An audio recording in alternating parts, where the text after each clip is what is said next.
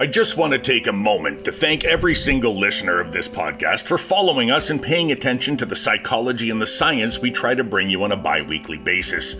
I know there are a ton of other podcasts out there you could be listening to, and I appreciate you fitting us in among all the true crime you could otherwise be consuming. And with that in mind, today's episode is as close to true crime as we're ever going to get on this podcast. I'm Eric Bowman. I'm the communications specialist at the Canadian Psychological Association, and this is Mindful.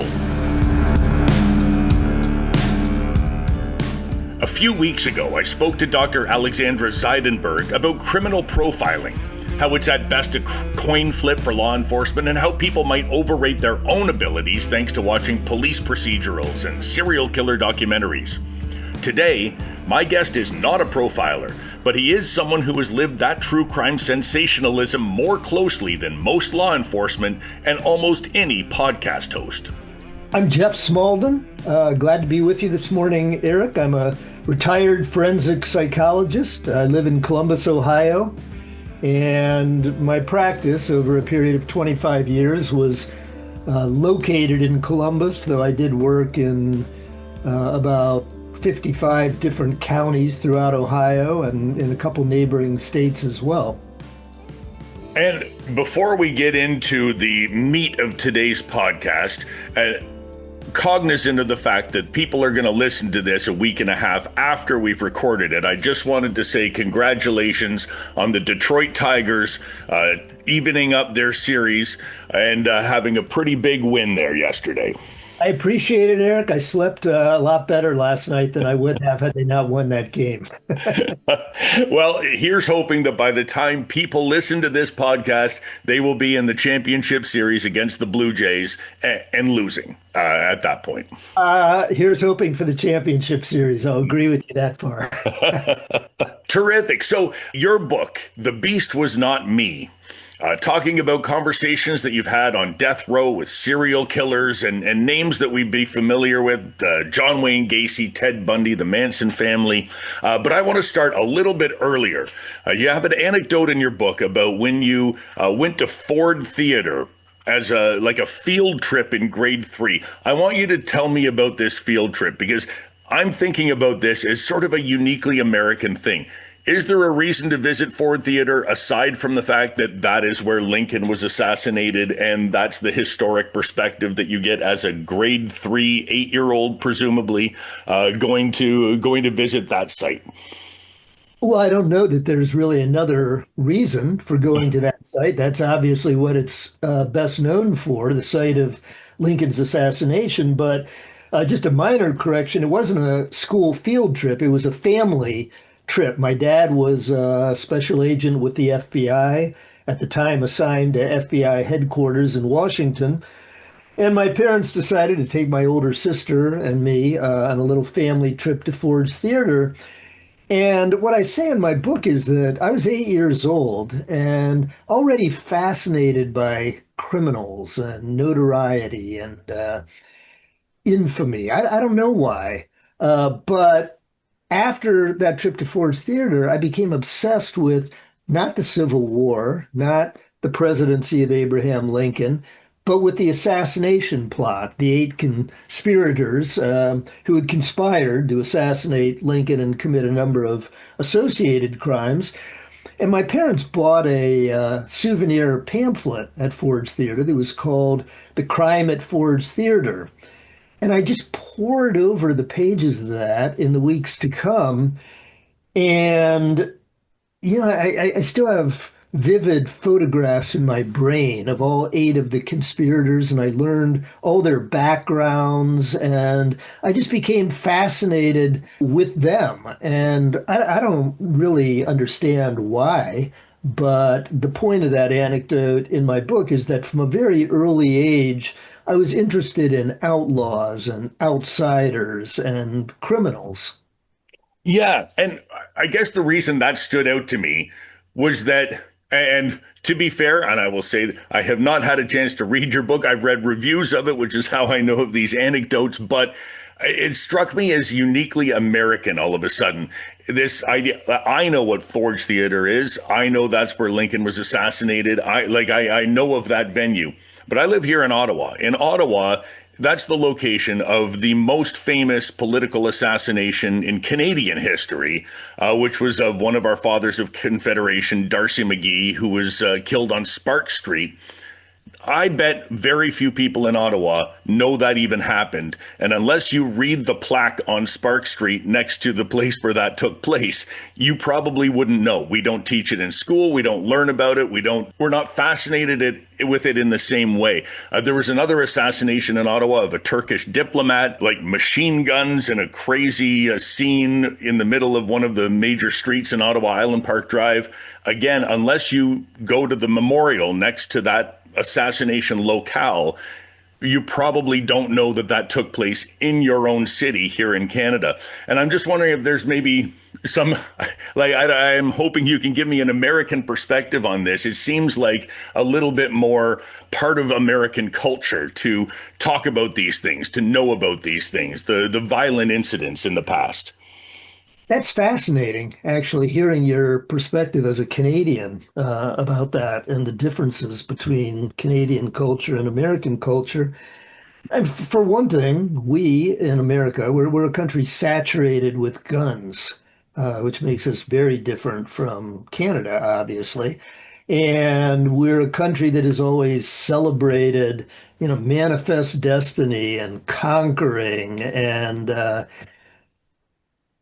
fortunately, those myths, those whitewashed myths about America have increasingly come into question in recent years, and they're no longer, at least should no longer, be presented as the heroic exploits of the American conquerors anymore. But there's this sense of I don't know, we've always celebrated violence, and the outlaw has always played a major role in American mythology, everywhere from, Kit Carson and all the Right. cows and so on. So I think, in the modern obsession with these crimes is a continuation of the long time American fascination with guns and violence and conquering.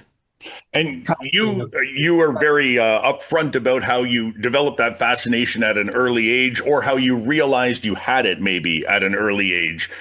Do you think it's something that developed, or do you think that you just saw some of these things and said, "Oh, you know what? That specifically fascinates me. I'm going to pursue that a little bit more." Obviously, as your career went on, you became more and more involved with this, right? Yeah, one thing, and I mentioned this when you and I talked the other day, having a special agent with the FBI as your dad uh, meant something. My dad was the only father I knew who came home for lunch breaks with a shoulder holster and a gun under his arm. And I remember thinking, that's kind of unusual. I didn't really have a frame of reference, but I thought, I don't think most of my friends' fathers are carrying a gun and a shoulder holster on their lunch breaks. So those images and talk of crime and criminality were in the air I breathed as a kid. Even though my dad was very reticent about his work, he didn't share a lot about it.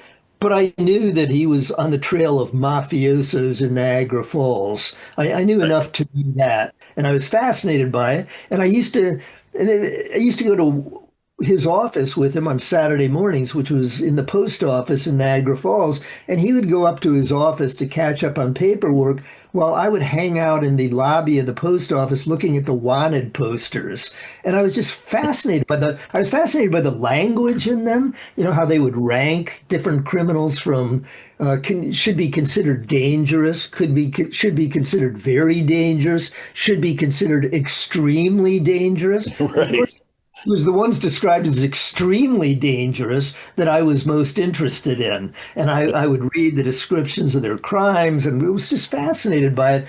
But, one other thing, Eric, and I haven't often mentioned this little anecdote when I've talked about my book, but I do think it's significant. My great paternal grandfather, who I had only passing acquaintance with as a kid, but I didn't know him, spent time with him in the years before he died. And he told this story, which again, I was just fascinated by, of being feet away from the assassin who killed President McKinley in Buffalo in 1901, the anarchist Leon Zolgos. And he was there. He was about to shake hands with the president when Zolgos assassinated him. And he talked, he was like 90 years old at the time, and he would talk about watching Zolgos get carted away in what he called the paddy wagon, Right. Yeah. called cop cars. And I was fascinated by the proximity to this violent act in American history. And I think that's another thing that played into my developing fascination with crime and outsiders.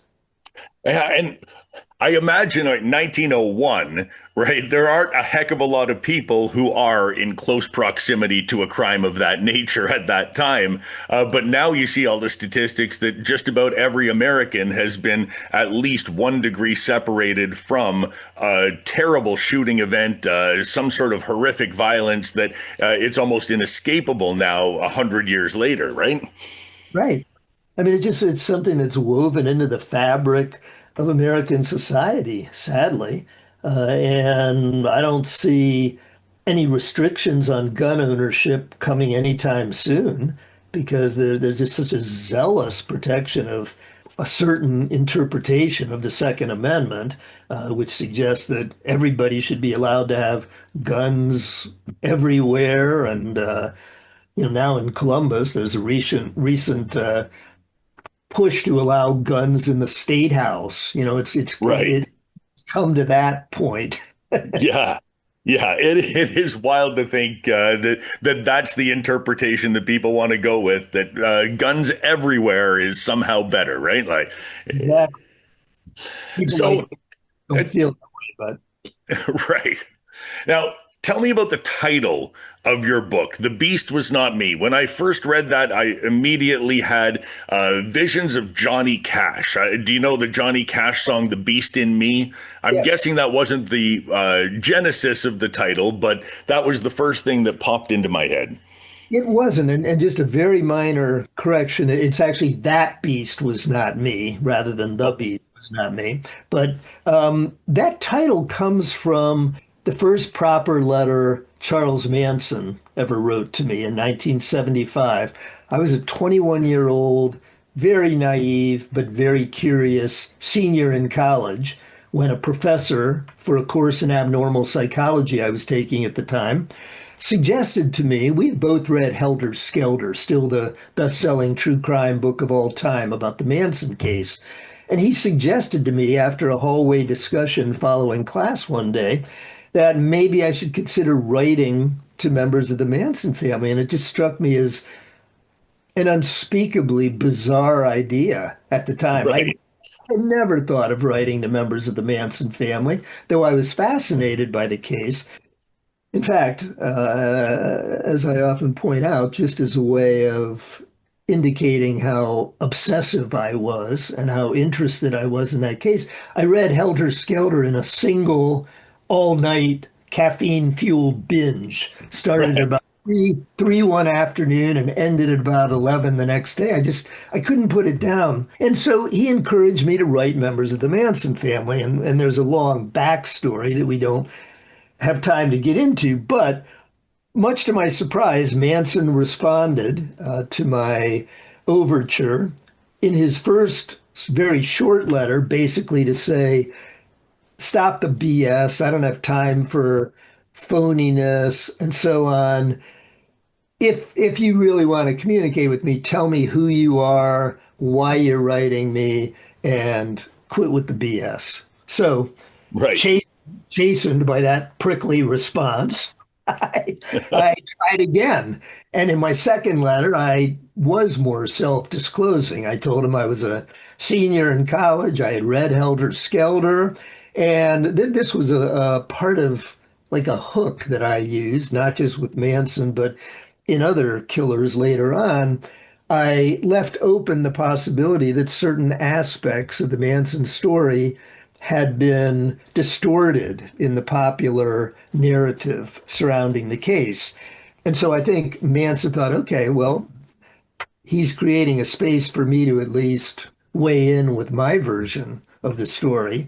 And in the next letter he wrote me, he said, that beast was not me, meaning the media portrayal of him, but it's what everyone needs me to be. So they make me up to be a reflection of their own fears, lies, and bullshit. And then he went on in that letter to say, you are my kid, my son, my child, my love, and my reflection. You're being led to the foot of the cross. They'll basically kill you the same way they've killed me. Start a garden wherever you walk. You'll never need any thoughts but your own. Easy, Charles Manson.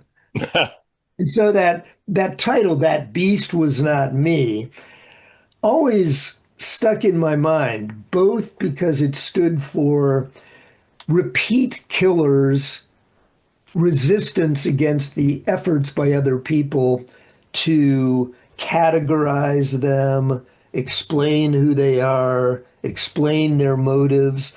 They're too narcissistic to want to agree to anyone else's definition of who they are. So that beast was not me was sort of an emphatic statement that I'm not who those media commentators say I am.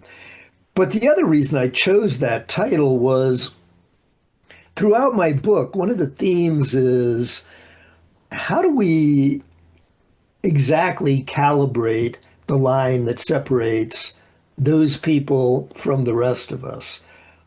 Not only, we're fascinated with true crime. People devour stories about these people who've done horrible, unimaginable things, but online, you can also find, I'm just citing a couple of examples here, murderabilia websites whose members trade in these serial killer artifacts and pay Right. thousands of dollars for them.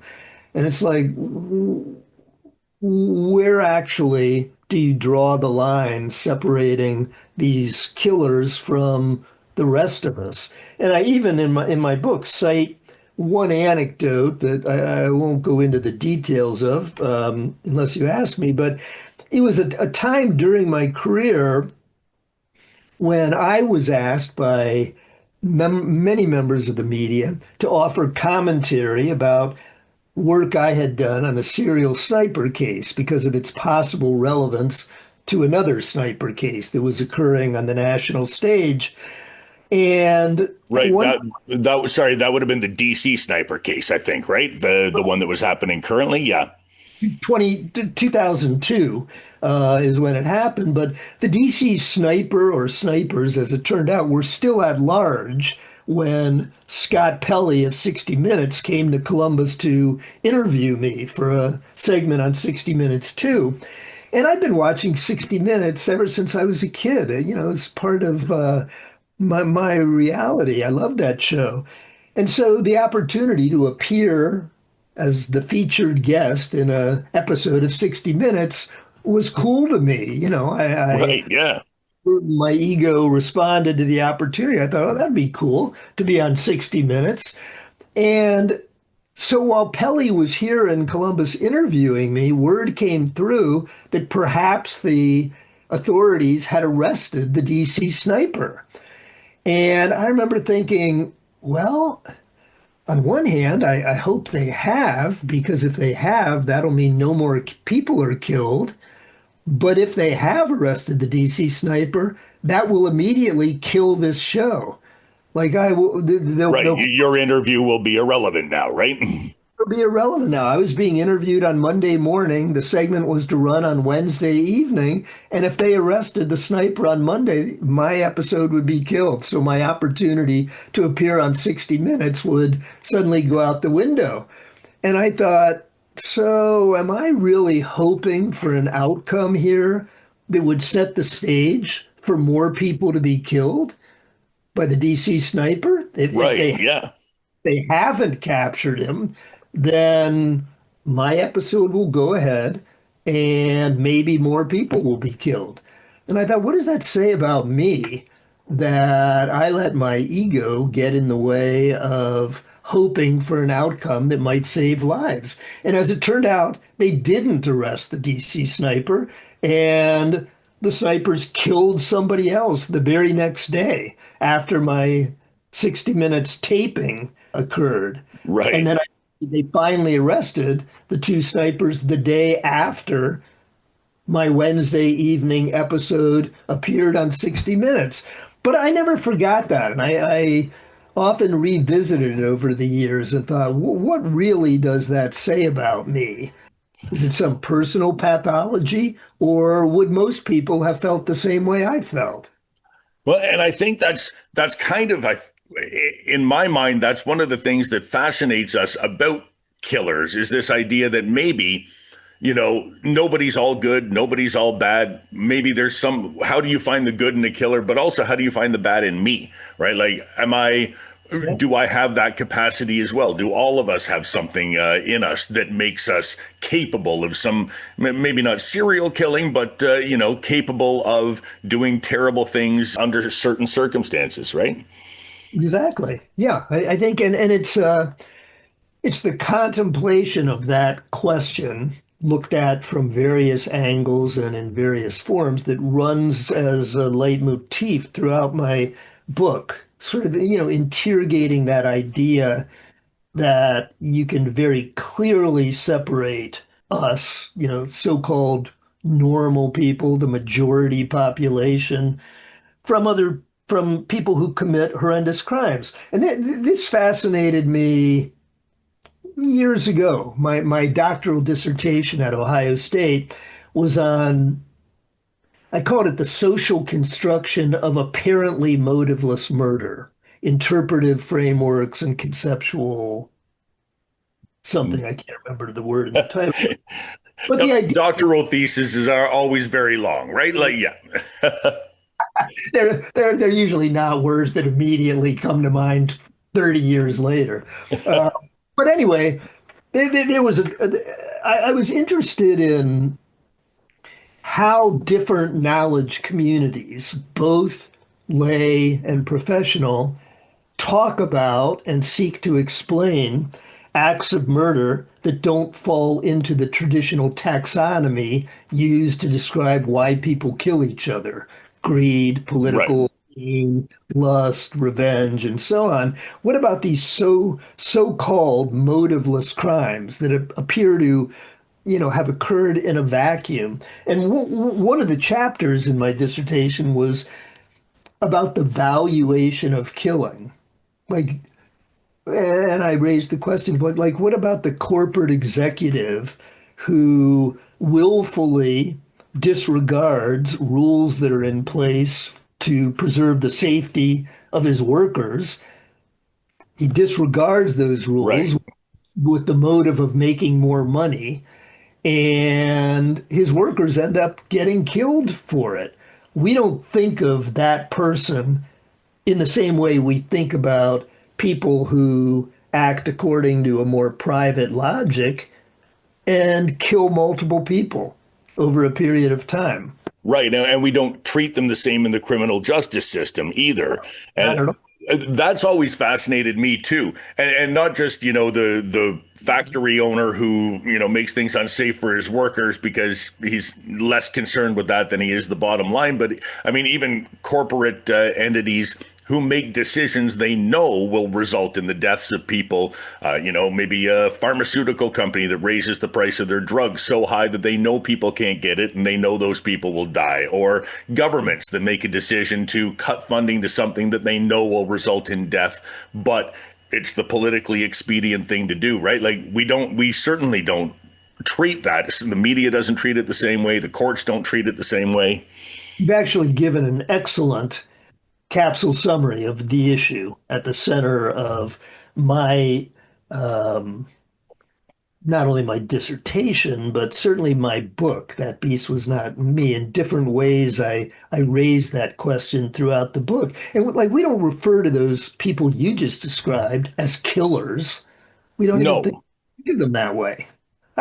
right. So I've always been fascinated by that question, kind of the different ways we think of people whose acts result in the same thing, the deaths of other people. Now, here's something that specifically fascinates me, and I'm sorry to take on a tangent here, but you were talking, you're in college. They suggest that you write to the Manson family, and you think, what a ridiculous idea, but okay, I'll do it anyway. And then they do write back. They actually, start corresponding with you. They seem to be willing to talk. If you look at, all the TV shows where somebody goes to interview a killer, they seem very willing to talk, and, they want to expound about the murders they've committed or whatever it is. And when I was in college, I was in radio college, and we had an assignment to reach out to, we were assigned specific radio personalities who were big radio personalities in Canada, and we were going to do profiles on them. How did they get to be where they are? And I won't say the name, but I reached out to a very prominent radio personality in Canada. Now, at the time, it was email, so it's easier to be dismissive maybe of an email than a physical letter. But the response I got was, kid, I don't have time for this. Like, leave me alone, right? Basically. And I thought, okay, that makes sense, right? And you probably get inundated with a bunch of emails and you can just dismiss this one.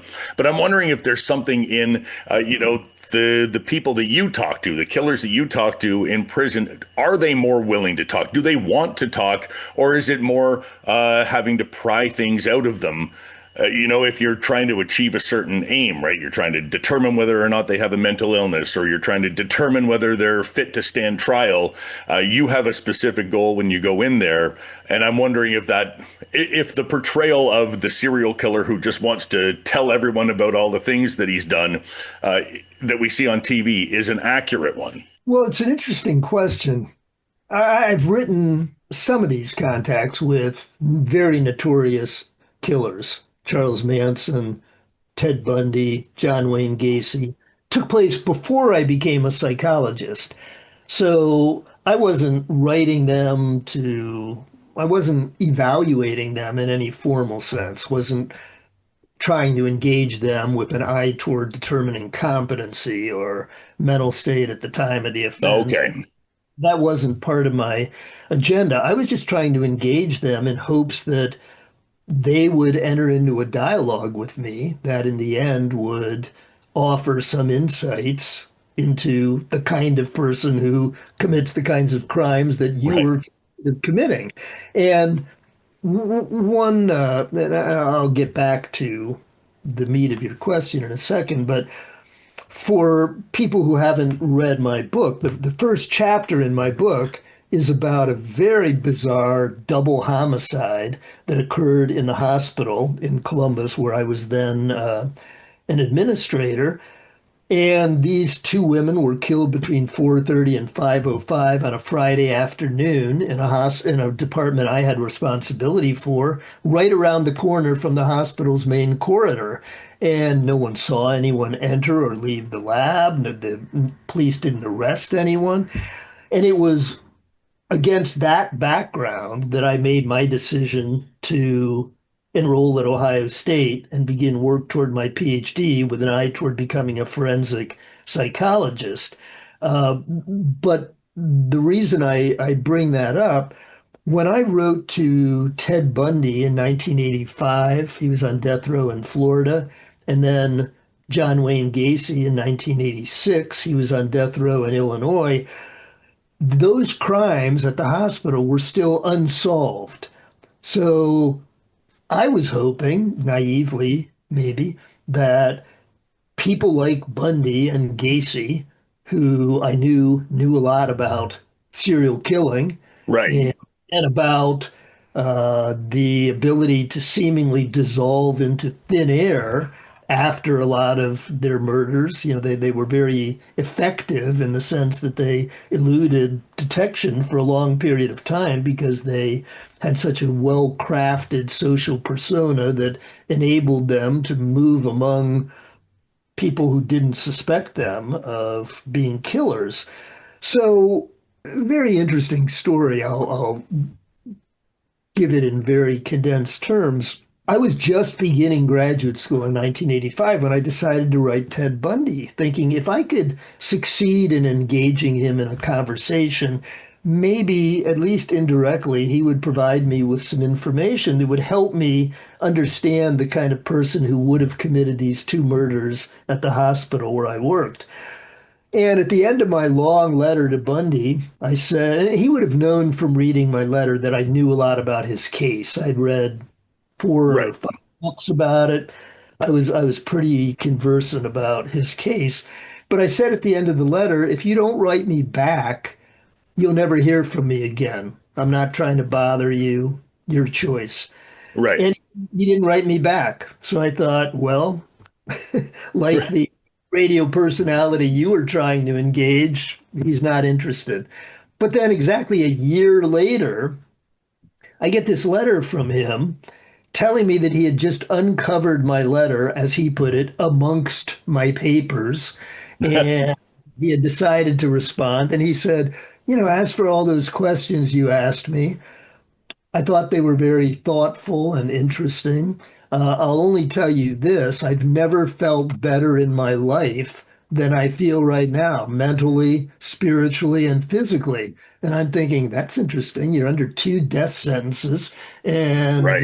you're at the peak of your life, at least according to the picture you're presenting me. And then the sign off was the most interesting part of his letter. And I later came to understand it as what I call the serial killer's tease. They're all about the game of cat and mouse and cleverness and so on. And Bundy knew that I knew that his signature characteristic was the unfathomable distances that he would travel in search of his victims. Killed people in Washington, Oregon, Utah, Colorado, finally Florida. So he signs off his letter, take care, watch yourself, travel light, peace, Ted. I remember thinking, he's blowing me off in a way, but he's also teasing me. Like he thought he was being very clever and he knew that I would get the joke. So, and I never wrote him back. But so he didn't disclose much. He wasn't in the mood for self-disclosure or talking about the crimes that he had been convicted of committing. Gacy, on the other hand, Gacy began the same way with a prickly letter saying, if you think you know anything about me as a result of reading those books, you're dead wrong. And I thought, oh, this doesn't sound like a guy in the mood for opening up about his crimes. But he Right. left at the end of the letter, he said, write me back. So I did. And he and I ended up corresponding on average every 2 weeks for 3 calendar years. So we exchanged many, many letters. I went to visit him twice on death row in Illinois. And he was very interesting in terms of the question you pose about their willingness to talk. He could talk all day. And frankly, talking to him often became a wearying exercise because he was so self-absorbed and so unwilling to accept responsibility for the crimes he had committed. But I sometimes use the phrase performative inscrutability. He would say, I'm not that person, like Manson, that beast was not me. I'm not that person you've been reading about in the press. In fact, he greeted me the first time I met him in person by saying, I know, you're here to see the monster, but now you're going to meet the man. That's Right. he signed in. And so he was very willing to talk, but not willing to accept responsibility for much of anything. Right. So, yeah, he wants somebody who's there who he can, Manipulate. regale with his cleverness, but not necessarily divulge anything of substance if he can help it, right? Exactly. And when I would get close, he told me he knew something about five of the 33 murders he had been convicted of committing. And so I would try to draw him out. And by the way, I learned early on how prickly he was and how narcissistic, prickly in the way of a narcissist. They don't like to be challenged Right. and so whenever I did challenge him, he would become very prickly and dismissive. So I had learned to tread carefully with him, but I was trying to draw him out on the five murders that he told me he knew something about. And he would say, that punk was addicted to drugs. I was trying to help him, so and so. And, he worked for me for a while. And I said, but didn't he end up in the crawl space under your house? And he would say, I can't talk about that. My lawyers tell me I can't go there. So he had a convenient way of ending conversations when he wanted to end them. I see a lot of people today use that as a convenient way. Oh, lawyers won't let me talk about that. It's, yeah, the catch-all, right? I tried and true exit ramp. Yes. Now, just out of curiosity, you actually went to visit him in person. Who do they let in the prison to visit these people? Presumably, they'd have an endless number of guests, and the fan people who are on these murderabilia websites or whatever. They'd have an endless parade of people in there if they allowed it. How do they make the determination that yeah, you're good, you can come in and see John Wayne Gacy, but this runner of a fan club or whatever can't? Or do they let the fan club runner in as well? I don't know. An interesting question. I don't think anybody's ever asked that question of me before, but it's an interesting one. Times were different. Like this is back in the 80s. And, with streaming platforms and the endless number of shows on Netflix and Prime about conversations with Bundy, conversations with Gacy, Charles Manson, I think people feel much more familiar with those stories. Maybe there are a lot more people now who might request the opportunity for an audience with Sir Gacy. But back in the 80s, when I was operating, it wasn't the same scene. I don't think there were anywhere near as many people. And a lot of people, at least back then, before they even attempted to go visit a notorious killer like Gacy, I think assumed they wouldn't be able to. Surely they don't just allow anybody to go into the prison. Right. I was kind of amazed that I was able to get a letter to Charles Manson and that he wrote me back Yeah. that he was accessible in that way. I had previously thought these people were off limits and so on. But this is interesting. When Gacy invited me to come and visit the prison, visit him in prison. And he said, now, when you come, be sure that you don't sign in as a psychologist because they'll never let you in if you do that. And be sure you don't sign in as a journalist because they'll never let you in if you do that. Say you're my friend. So that's how I signed in at the security desk at the front of the prison, that I was Gacy's friend, and that opened the portal. At least back then in 1986, they allowed me to see him. Right. Wow, that's super interesting that psychologist would be off limits or journalist off limits. But, if you're buddies, then yeah, by all means, come on in. I feel like it'd be sort of the opposite today if it were that situation to arise, right? All right. So the one other thing that I wanted to ask about is you're talking in the book, you're corresponding with the Manson family, Squeaky from, I don't know how to pronounce that, the name, and the women who are part of Manson's entourage. And I've always thought of Charles Manson as a little bit different than the serial killers that we hear about, right? The Ted Bundy guys and the John Wayne Gacy's, in that feels to me, his story feels to me more like that of a cult leader who just wanted that kind of power. And when you have the power to convince people to commit murder for you, is there any greater power than that? And that seemed to be what he was going for. And you say at some point in your book, you had to stop corresponding with them because it was like they were trying to recruit you into this cult that committed these heinous acts, to presumably have you be part of whatever whatever the ethos was that they were trying to put out there into the world, and that you had to cut off communication as a result. Walk me through that. you, I presume, start talking to them the same way you do everyone else, and then and it turns at some point. Yeah, I'm glad you asked me that question. It's a fascinating chapter for me in the history of my involvement with these people.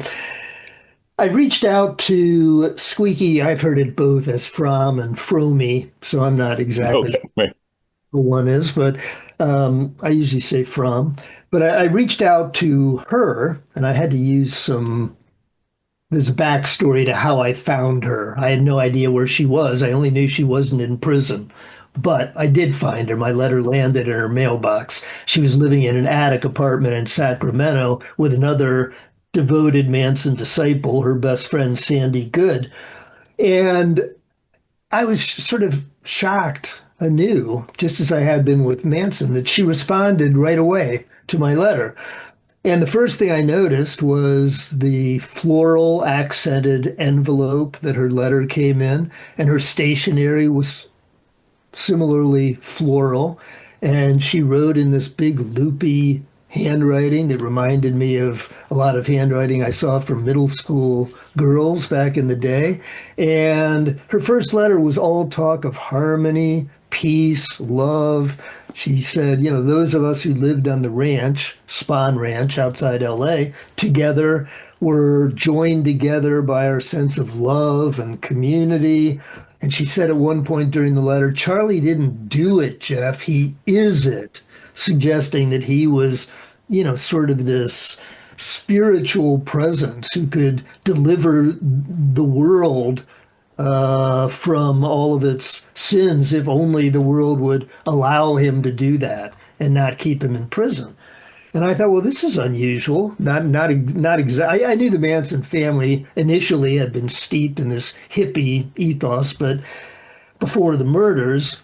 But this surprised me. I didn't expect Manson's second in command, which everyone recognized Squeaky as, to present in this way, love, harmony, and so on. So I continued corresponding with her and her roommate, Sandy. And over the course of 2.5 months, there was a very interesting progression in their letters. The first couple continued in that same style, hippie lingo, and so on. And both women were very articulate, by the way, obviously intelligent. And then I got a letter from Sandy Good one day in either late May or early June. This was 1975. And the first sentence in the letter was, "We're moving out of the realm of words." And Okay. I remember thinking, I don't want to move out of the realm of words. Right. The only realm I want to be in with you. But then she proceeded in that letter to talk about how LA was set for destruction and bad karma was coming the way of Los Angeles. And there was just this ominous tone that ran throughout the letter that got my attention. And I thought, okay, this is moving toward a place I don't want to go. And then the next letter, which was, I remember very clearly, it was dated June 30th, said, "We want you to help us." And they had said, "We want you to help us" before, but now we want you to help us in some very concrete ways. We want you to call the heads of corporations who are contributing to environmental pollution. We want you to threaten them over the phone. And we want you to tell them, you need to stop doing what you're doing, or Manson will come for your heads. And if they say Manson, tell them, remember Sharon Tate? That was the first explicit reference to the Tate LaBianca murders that had occurred 6 years prior. And that letter went on through 16 handwritten pages to say things like, if people don't act in accordance with the directives that you give them, acting as our representative, tell them their arms will be chopped off. And she tried to tell me to recruit my friends to go out in the woods and kill hunters and leave signs on the trees saying there are hunters hunting hunters. And when I got that letter, I thought, okay, Jeff, now you're in way over your head. You need to find an exit ramp now. And I did. There's a whole backstory to how I managed to accomplish that, but I did find an exit ramp. And then just a little over 2 months later, the headline screamed across the country, Squeaky Fromm, Manson disciple attempts to assassinate President Ford in Right. Sacramento. And my dad was still in the FBI, and the FBI found a cache of my letters in Squeaky Fromm's apartment and notified my dad's boss in Buffalo, gee, Jack, we're not sure what this is about, but the FBI in Sacramento found a bunch of letters in Squeaky Fromm's apartment from someone named Jeff Smalldon, and he's using the same address where you live because I had been conducting this correspondence over the summer from my parents' address. Right. So created a little bit of an awkward situation for my dad. Did it make for an uncomfortable Thanksgiving? Not really. My dad was cool. I have to say that for him. I think he thought I was nuts, but he never told me I couldn't do this. He understood why I was writing to these people. And I think he said something like, Jeff, why? Why are you doing this? But I mean, he asked that question rhetorically, even though he knew why I was doing it. Right. But he thought I was a little nuts, but he didn't tell me I couldn't do it. Yeah. And I, as this correspondence goes on, do you think that it was that they once you reached out the first time, they thought, oh, here's someone who's interested in what we've done. Therefore, they might be amenable to joining our cause. And from the beginning, they thought that that was the way to go. Or do you think that at some point they thought, okay, we have a shot to recruit one more person? I mean, are they doing these things themselves? Are they calling and threatening the heads of, oil companies? Are they trying to go out in the woods and assassinate hunters themselves? Or are they just trying to create as much chaos as possible by recruiting as many people as possible? Well, they weren't going out in the woods and killing hunters, but Sandy Good eventually went to prison for sending threatening letters through the U.S. mail to corporation heads. She did a number of years in federal prison for that exact thing. Of course, Squeaky Fromm went to prison for attempting to assassinate the president. But I think, in response to your question, I think when I made the initial overture to them, I think they wondered whether I might be malleable to their recruitment strategies. And I think I got a front row seat to the kind of grooming process that Manson used to amass his group of followers and that his followers used to recruit more people and expand the number of Manson family sympathizers or devotees. But I think they felt me out initially. They asked me to send them a picture of myself. They wanted to know about me. And they asked me explicitly, tell us about you. And I remember when they asked for a picture, I thought, I don't really think I want to send them a picture of me. But I consulted one of my friends and he said, oh, yeah, you should do that. Send them a picture, but make sure it's a picture that doesn't look anything like you look now. So that's what I did. I sent them a picture, but it didn't look anything like I looked then. But I Like think your grade 9 yearbook photo? something like that. Yeah.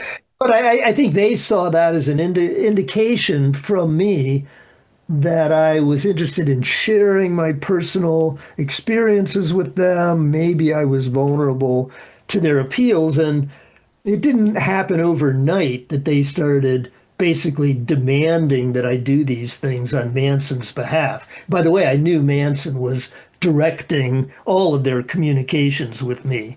They would talk, they would tell me sometimes like, we read your letter while we were seated in the warden's office at Folsom Prison, trying to convince him to let us in to see Charlie. So I knew Manson knew of our correspondence and that he was directing them.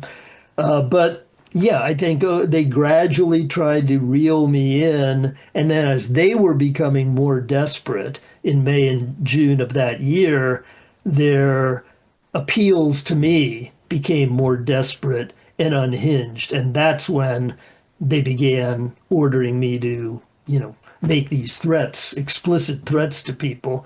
And the assassination attempt came only 2 months later, about as clear a sign as you could get that they were, in Right. fact, at about the end of their tether.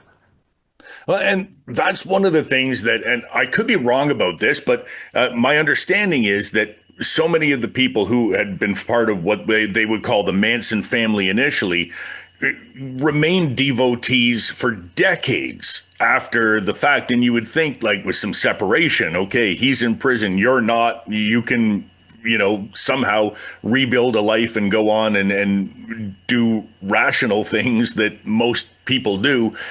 But they remained really, really committed to this whole thing right up until the end, from what I understand.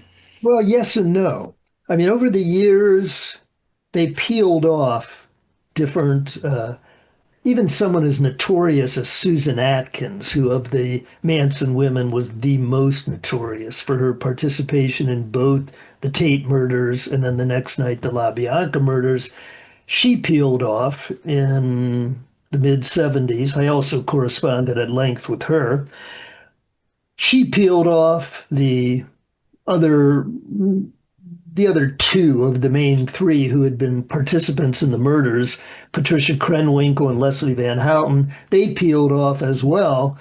The one who never, Sandy Good, I think even today is still a Manson disciple, even though he died about 8 years ago. I saw a rare online interview with Squeaky Fromm recently, just within the last few years, maybe a little longer back than that, but not much.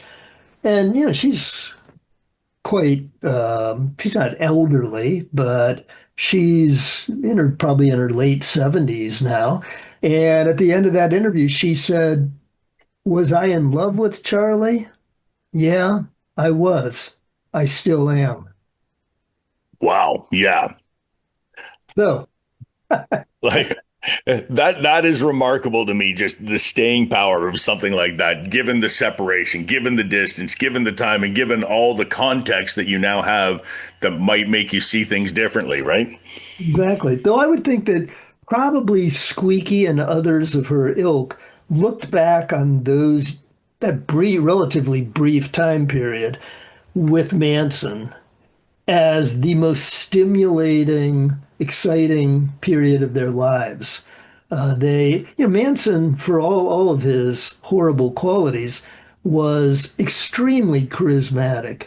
I mean, if Right. you've any of his interviews with Geraldo Rivera, Charlie Rose, Diane Sawyer. He's very charismatic. And when he turns on that charisma, I think his disciples saw him as the most interesting, entertaining, provocative person that they had ever met. And of course, Manson was a career con man with a fifth grade education who'd grown up in the prisons and juvenile facilities, and he was an institutionalized man, but he learned a lot about how to get along and how to influence people during those years incarcerated. And then he was released into 1967, the summer of love, with all these young disaffected people who were looking for direction, and he just thought he had died and gone to heaven when he encountered that following his release from prison. And people like Squeaky Fromm and Sandy Good quickly fell in line once they encountered him. Yeah. I remarkable that it still holds as much weight as it did then today, that we all know the story and that they're still making TV shows and movies about it, and Quentin Tarantino's doing stuff about it, right? Like, it's remarkable how prevalent, or I guess how prominent in pop culture all of that still is now, right? It is. I totally agree with you. It's amazing that that story has the staying power that it has, but it has all the ingredients of a lurid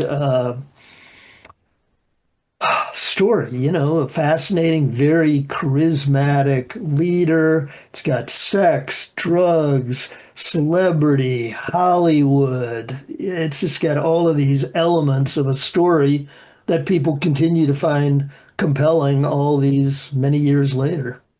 And now you've written a story of your own personal reflections as you speak to some of these very notorious people that the names that we know, and just your own personal reflections on it.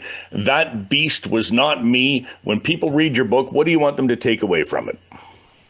Well, I wrote that book wanting to be a very relatable, totally non-academic person with a lot of good stories to tell. And it's my story. It's a memoir first, a true crime book second. I would say it's a memoir, but a memoir saturated in true crime because Right.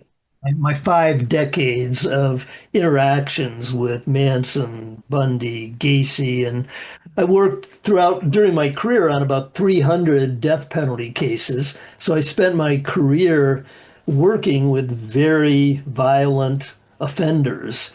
And there's quite a bit in my book, though, quite a bit in my book about my career. Like there's one chapter devoted to a notorious serial murder case here in Ohio, for which I was the defense psychological consultant.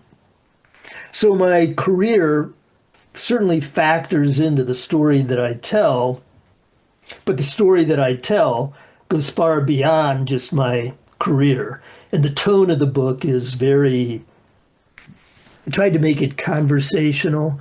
As I said, I wanted to be a relatable narrator. I didn't want to be writing as some pompous, expert. It was basically, though I said that I was a board certified forensic psychologist, which I am, I was. So it's informed by my expertise as a forensic psychologist, but it's in no way an academic treatise. It's my story. Conversational and self reflective, much as our conversation has been today. Thank you so much for taking the time to speak with me. Thanks for having me on, Eric. I've enjoyed talking to you. And for our listeners who want, the link to the book is in the show notes, so you can go there and check it out right now. Dr. Jeffrey Smalldon, appreciate your time. Thank you so much. All right, Eric. Thanks very much. All right. Thanks. Take that. That was terrific. I appreciate you being accommodating with my Zoom limitations. No, no, no. It was good. I mean, I hope you think that it was good for your purposes. It was fun. Yeah. Yeah. I enjoyed this a lot. And hey, go Tigers. A very good interviewer, by the way. I mean, you're a very welcoming, kind of conversation facilitating interviewer. So it was fun talking to you. Oh, well, thank you. I appreciate that. And I hope it comes across in the podcast when people listen to it. One thing I didn't mention to you, Eric, years ago, I thought of this when you were talking about your attempt to engage the attention of a well-known radio personality. Yeah. Hopefully, this person I'm about to mention wasn't the one you tried to engage. But do you know Mary O'Connell and the program Ideas? It's familiar, but I couldn't tell you if no, I know the name, but I don't know anything about the program. Many years ago, in fact, I looked this morning. Mary was very nice to me, so I couldn't imagine she was the one you were talking Yeah. about. But she was apparently, my understanding was she was a very well-known Canadian journalist. This would have been back in the 90s. And she was the host of this program called Ideas, which I was led to believe was, kind of like the Canadian equivalent of 60 Minutes, though it wasn't, it was radio, it wasn't television. But she invited me to be a guest on this series she did called Creating Conscience, where Robert Hare was another guest on the Okay. program. Yeah. She gave me an opportunity to talk about my interests, not just academic interests, but kind of the serial killer and popular culture and so on. But I really enjoyed her. She's really nice person during the entire time of my contact with her. I don't know what she's doing now or if she's probably retired. I I associate her name with the TV program W5, which I would say is sort of Canada's equivalent, maybe not of 60 Minutes, but of what's that other news magazine show? 48 hours, That's Dateline. yes, one not a Dateline, but like a 48 hours kind of thing would be the Canadian equivalent of that ran on CTV. And I think she was a correspondent for them for at least a few years. I graduated from radio school in the early 2000s, and I think that would have been when she was on that program. I'll So have to Google her and get an update because, as I said, I really liked her a lot, but I lost track of her after that series. yeah, yeah, and I remember the show. I think it was a CBC show, Ideas, but I think it didn't last past her departure. I think they replaced that with a show called Q, which still runs today and has had numerous hosts over the years. But Interesting. yeah, Just one way of dating it. I looked because I've got it. She sent it to me after in a case. Six. My point is, they're cassettes, not CDs, cassettes. yes. You get six cassettes that were the whole creating conscience program. So that's how long ago. That's fantastic. All right. Well, thank you so much for your time today. I appreciate it. Thanks, Eric. It's great talking to you. And thanks to you at home for listening, downloading, streaming, and reviewing today's episode. Mindful is available wherever you get your podcasts. And That Beast Was Not Me, One Forensic Psychologist, 5 Decades of Conversations with Killers, is available wherever you get your books. And at the link in the show notes. Mindful is written, hosted, and published by me, Eric Bowman. Our producer and editor is Jamie Montgomery. And our theme music is Avenues by David Taylor.